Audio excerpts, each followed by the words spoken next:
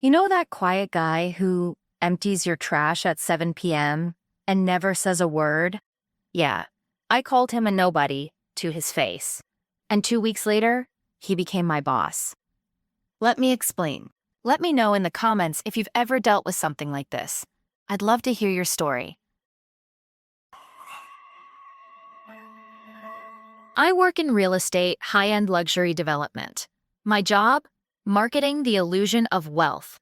Which is ironic because my coworkers treat money like blood sport. Huh.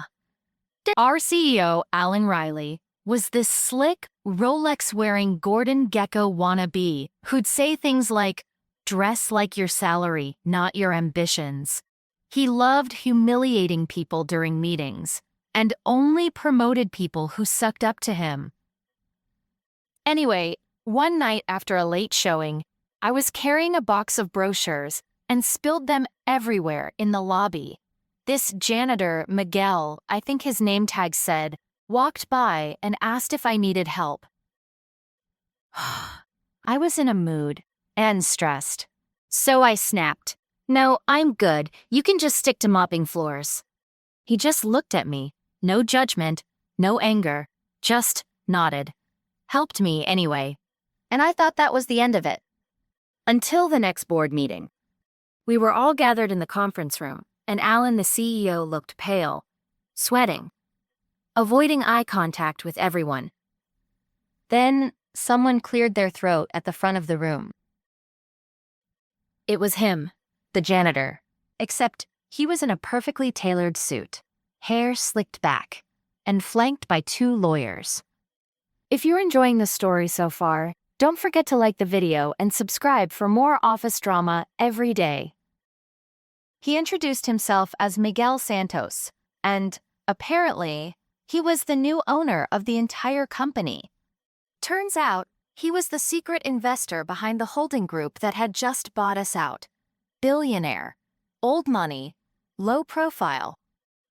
And for the past 3 months, he'd been working undercover in his own acquisitions target because he wanted to know exactly how his future employees treated people they considered beneath them.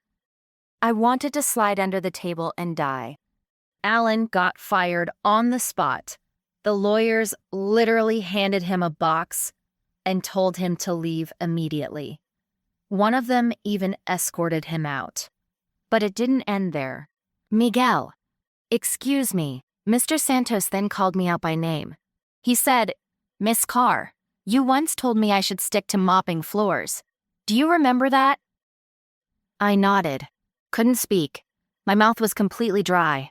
He smiled. Genuinely smiled. "Let's see if you're better with words than you are with judgment. Effective immediately, you'll be presenting the marketing strategy for our new Miami tower.